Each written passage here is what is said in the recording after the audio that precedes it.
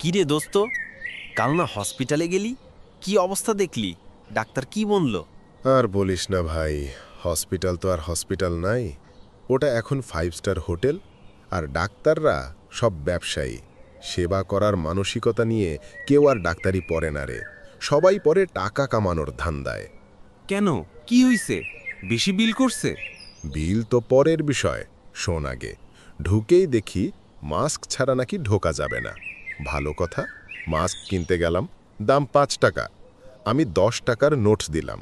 কাউন্টারের লোকটা আমার একটা মাস্ক আর 2টো চকলেট ধরিয়ে দিল।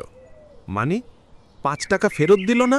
না, বলে কি যে খুচরা নাই।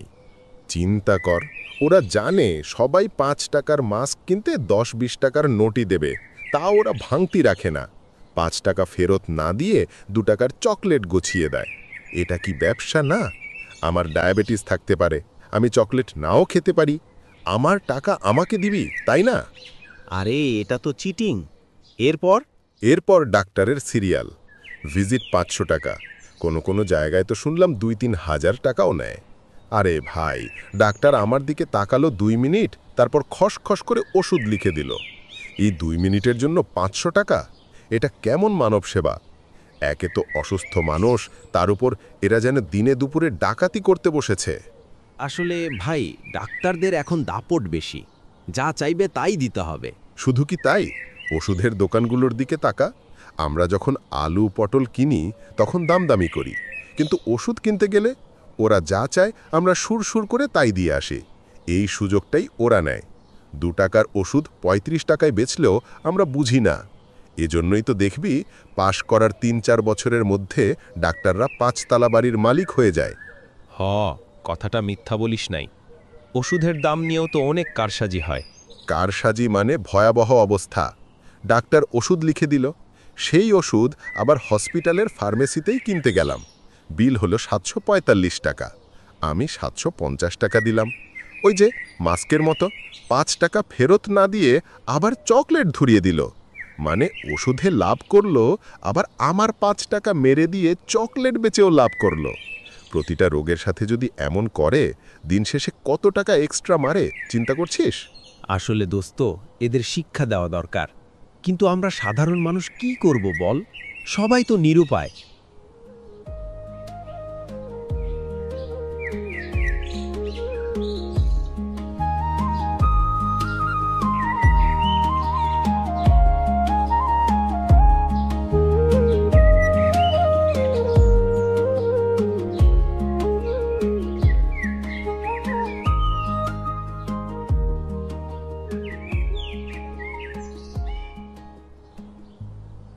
এইরম দিনকাল জীবনে দেহি নাই।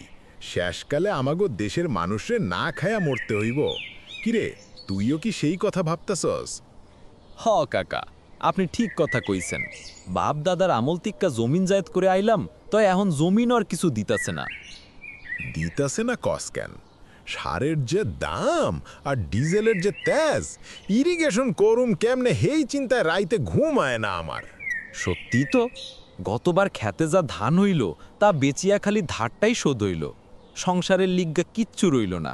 এখন চালের দাম শুইনা হাত পা পেটের মধ্যে ঢিকা যায়।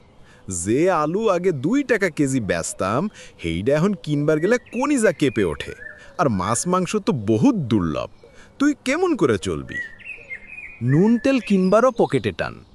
শেষকালে মানুষ কি শুধু ডাইল ভাত খেয়ে থাকবো কাকা? ডাল ভাতও যদি পাওন যাইতো। গ্রামের মাইনসেরা যে কি কষ্টে আছে, একবেলা খাইলে আরেক বেলা পেটে গুড় শব্দ। শহরের মাইনসেরা খালি বড় বড় কথা কয়, আমাগো দুঃখ বোঝে না। তুই ধৈর্য ধর। একটু কামকাজও তো নাই গ্রামে, খালি বৈশা বৈশা দিন গুনতেছি। এইবার যদি একটু বৃষ্টি না হয়, তাহলে তো এই ফসলের জমিও শেষ। আমরা কি করুম? এটাই তো ডর। যখন দেখবি মানুষ কষ্ট করে, তখন বুঝবি সময়টা খারাপ। কি যে হইব এই দেশের আল্লাহই জানে।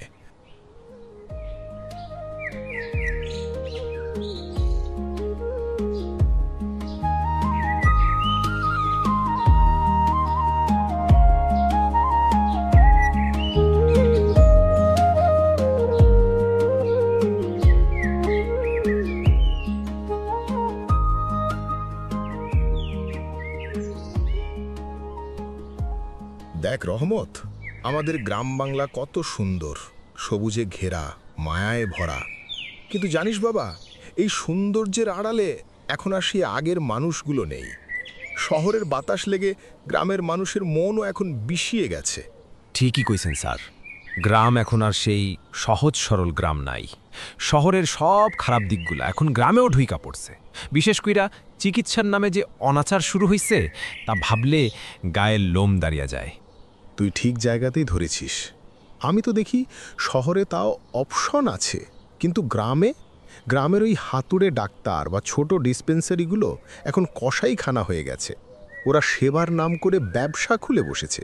ব্যবসা মানে কি স্যার? রীতিমতো ডাকাতি। দেখেন, গ্রামে তো কাস্টমার বা রোগী শহরের মতো এত বেশি পাওয়া যায় না, তাই ওরা একটা রোগী পেলে তাকে একেবারে চুষে খাওয়ার ধান্দা করে। 1 টাকার ট্যাবলেট 10 টাকায় বিক্রি করা তো এখন কমন ব্যাপার। আর ওষুধ দেবার স্টাইলটা দেখেছিস? জ্বর হয়েছে, দরকার হয়তো একটা প্যারাসিটামলের, কিন্তু ওরা কি করে? ওটাই তো আসল খেলা। রোগীর দরকার একটা ওষুধ, ওরা গুছিয়ে দেয় 5-6টা। আরও ভয়ানক ব্যাপার হইল, একই গ্রুপের ওষুধ, শুধু কোম্পানির নাম আলাদা, এমন 2-3টা ওষুধ দিয়ে দেয়।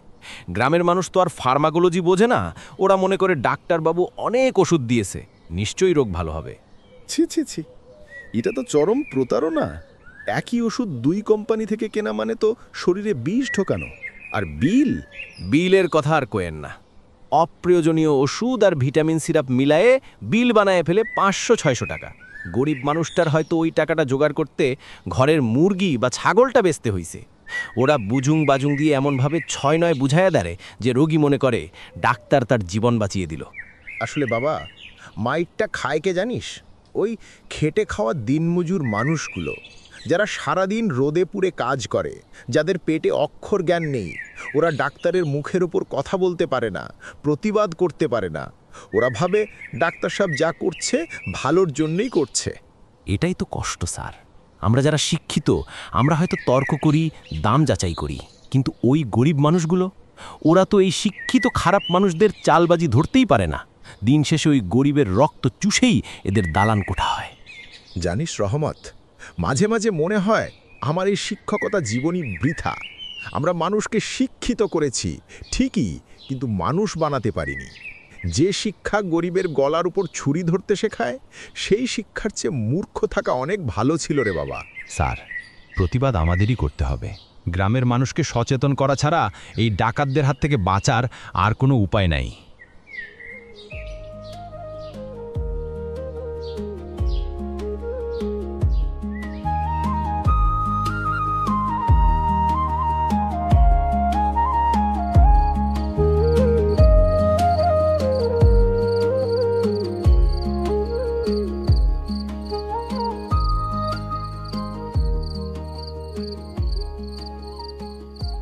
আমার মাথাটা কেমন চরকির মতো ঘুরতাছে। মনে হয় প্রেশারটা আবার বাড়ছে। শরীরটা টলমাল করতেছে। ওই প্রেশারের বড়ি একটাও নাই ঘরে। সকালে আমারও ঘাড়টা খুব চিবাইতেছিল। ওষুধের পাতায় দেখলাম একটা মাত্র বড়ি আছে। ভাবলাম তুই খাইবি, তাই আমি আর খাই নাই। তুমি না খাইয়া আমারে খাওয়াইবা? দুজনেরই তো এক রোগ। ডাক্তার কইছে প্রতিদিন সকালে একটা করে বড়ি খাইবেন, কিন্তু ডাক্তার তো আর জানে না বড়ি কিনলে আমাদের চাল কেনার পয়সা থাকে না। 1 পাতা ওষুধের দাম যা, তা দিয়া তো 1 বেলার চাল কেনা যায়। আরে ডাক্তারদের কথা বাদ দে। তারা কয় চর্বি খাইবেন না, মাংস খাইবেন না, টেনশন করবেন না।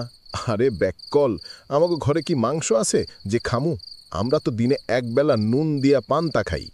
গরিবের শরীরে মাংসের চর্বি জমে না রে বুড়ি। গরিবের প্রেশার বাড়ে চিন্তায়। পেটে ভাত নাই, এই চিন্তাতেই তো রক্ত মাথায় উঠে যায়। হ্যাঁ, ঠিকই কইছো। বড় লোকদের প্রেশার বাড়ে খাইয়া দাইয়া, আর আমাদের প্রেশার বাড়ে না খাইয়া। সেদিন ডাক্তার বলল পাথ্যে নুন খাইবেন না। তরকারিতে তেল মশলা দেওয়ার সামর্থ্য নাই। একটু নুন দিয়া যে ভাত কয়টা গিলমো, তাও যদি না দেই তাইলে খামু কেমনে? নুন ছাড়া কি পাল্টা খাওয়া যায়? কপাল রে বুড়ি, সবই কপাল। প্রেশারের ওষুধ না খাইলে স্ট্রোক করার ভয়, আর খাইতে গেলে না খেয়া মরার ভয়। আজ বাজারে গেছলাম, ভাবলাম 2টা বড়ি কিনি, কিন্তু পকেটে হাত দিয়া দেখি 20 টাকার নোটটা সিরা। দোকানদার নিল না। ওষুধও আনা হইল না। এখন আল্লাহ কর রাইটটা যেন পার করতে পারি। মাঝে মাঝে ভাবি এই প্রেশারের ওষুধ কেনা বন্ধ করে দেই, মরা তো একদিন লাগবেই, ধুকে ধুকে আর কতদিন। ওষুধ কিনলে পেট চলে না, পেট চালাইলে ওষুধ জুটে না। আল্লাহ আমাগো মতো গরিব মানুষেরে এত বড় লোকের রোগ কেন দিল বুঝলাম না। চুপ কর বুড়ি, ওসব কথা কইস না। দেখি কাল সকালে ধার দেনা কইরা হইল তোর জন্য এক পাতা ওষুধ আনমো। তুই না বাঁচলে আমারে দেখব কে? দুজনার এক রোগ, মরলে একসাথেই মরমো।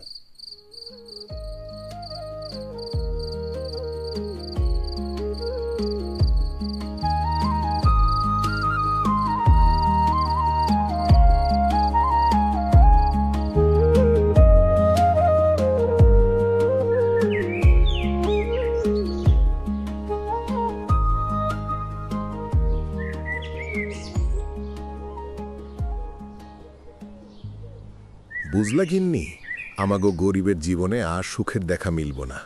সারাদিন রোদে পুড়ে বৃষ্টিতে ভিজে যে কয়টা টাকা পাই তার পুরোটাই চলে যায় ডাক্তারের পকেটে। এত চিন্তা কইরো না তো, আমাগো খোকা একদিন মেলা বড় ডাক্তার হইব। বিনা ভিজিটে বিনা খরচে আমরা চিকিৎসা পামো। আমাগো কষ্টের দিন ফিরব, মেলা টাকা রোজগার করব আমাগো খোকা। না মা, আমি মানুষের লগে ডাকাতি করুম না। আমি অল্প টাকা নিমু, আমাগো গায়ের কোনো মানুষ চিকিৎসার অভাবে মারা যাইব না। ওগো শুনছো, আমাগো খোকা কত দামি কথা কইছে। আমার বাবার স্বপ্ন যেন আল্লাহ কবুল করেন। শুধু স্বপ্ন না মা, এটা আমার প্রতিজ্ঞা।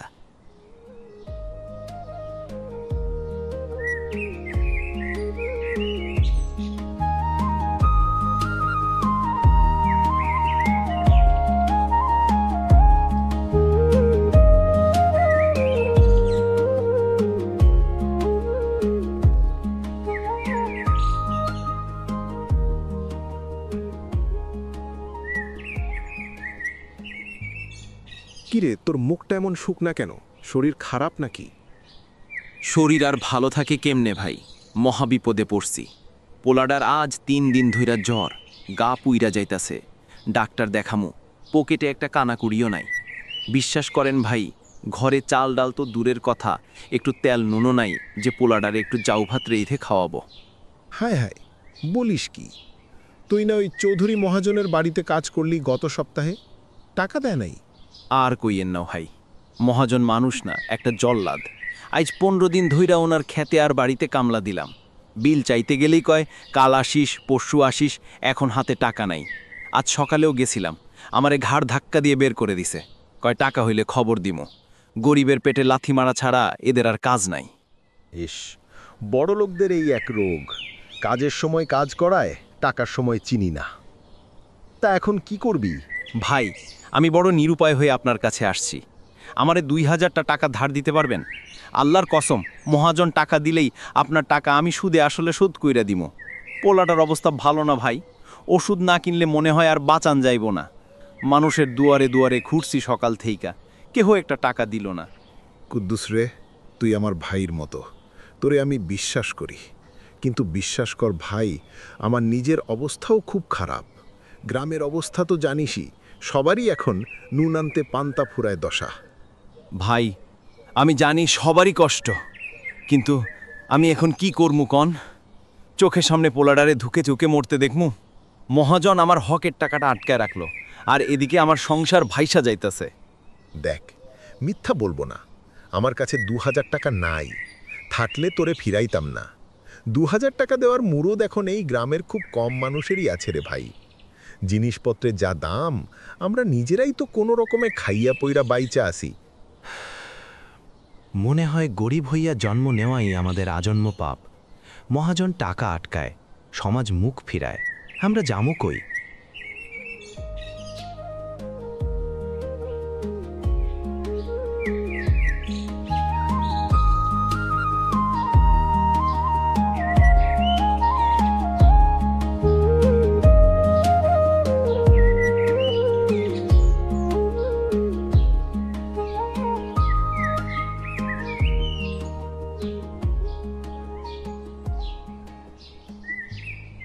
কিরে রহমত, শুনলি রহিমের নাতিটার জন্যে ডাক্তার কালকে ভিজিট নিছে 1500 টাকা। গরিব মানুষটা এখন বাকি ওষুধ কিনবো কেমনে? আরে কাকা, আর বলবেন না। এই ডাক্তারদের কসাইখানা দেখে আমার মনের ভেতরটা জ্বলে যায়। এরা তো ডাকাতি করছে। এদের চোখে আঙুল দিয়ে দেখানোর জন্য কিছু কথা বলা দরকার। কি কথা বলবি বল, তোর কথাই জোর আছে। শোনেন কাকা, ডাক্তাররা তো খালি ভিজিটিং কার্ডে লেখে মানবতার সেবক, কিন্তু ডাক্তারদের হাত আর মন তো এখন টাকার চামচ। ঠিক বলেছিস রহমত, এদের কসম, এদের শপথ সব এখন টাকার কাছে বিক্রি। ডাক্তাররা কি ভুলে গেছে যে এই বিদ্যাটা ডাক্তাররা কসম কাইটা শিখছিলেন? ডাক্তারদের কলমটা যখন ওষুধের নাম লেখে, তখন কি ডাক্তাররা একবারও ভাবে না এই গরিব মানুষটা একবেলার উপার্জনেও সেই ওষুধ কিনতে পারবে না? এরা আর কেন ভাববে বাবা? এরা তো এখন আর রোগী দেখে না, এরা দেখে শুধু মানি ব্যাগ। এদের কাছে মানুষ মানে শুধু ব্যবসার পুঁজি। ডাক্তারদের পাঁচতলা দালান আর এসি গাড়ির প্রতিটা ইট গাথা হইছে ওই গরিব দিনমজুরের ঘাম জড়ানো পরিশ্রম আর না খাইয়া থাকা সন্তানের চোখের পানি দিয়া। কি চরম সত্য কথা বলেছিস রে। এদের এত বিত্ত, এত সম্পদ সব গরিবের হক মেরে করা। যেই মানুষটার পেটে ভাত নাই, তারে ভিটামিন লেখা 500 টাকা বিল ধরানো, এটা মানব সেবা না, এটা চরম প্রতারণা। তুই ঠিক বলেছিস, এরাই তো সমাজের সবচেয়ে বড় প্রতারক। ডাক্তাররা রোগের চিকিৎসা করে না, ডাক্তাররা রোগের ব্যবসা করে। ভিজিটের টেবিলে বসা মানুষটা যখন কাপা হাতে 500 টাকার নোটটা বাইর করে, তখন কি ডাক্তাররা দেখতে পায় না যে ওইটা তার শেষ সম্বল? দেখতে পায় না রে বাবা, দেখতে চাইলে তো বিবেক জাগতে হয়। মানুষের জীবনের দাম আর ভিজিটের টাকার দাম কি এক হয়ে গেল? জীবন বাঁচাইতে টাকা লাগলে কিসের ডাক্তার? আল্লাহ, এই কথাগুলো যদি সবার কানে পৌঁছাতো। রহমত, এই কথাগুলো তো শুধু তোর না, এই কথাগুলো ওই সমাজের সব নির্যাতিত গরিব মানুষের মনের হাহাকার। ডাক্তাররা দয়া কইরা আপনারা বুকে হাত রাইখা জিগান, আপনাদের হাত দিয়ে আর কত গরিব মানুষের অসময় কবরে পাঠাইবেন? এদের বিবেক জাগ্রত হওয়া দরকার কাকা। হ্যাঁ রহমত, খুব দরকার। তোর এই তেজ, এই কথাগুলোই একদিন সমাজ বদলাবে। আর কোনো গরিব মানুষ যেন চিকিৎসার অভাবে না মরে।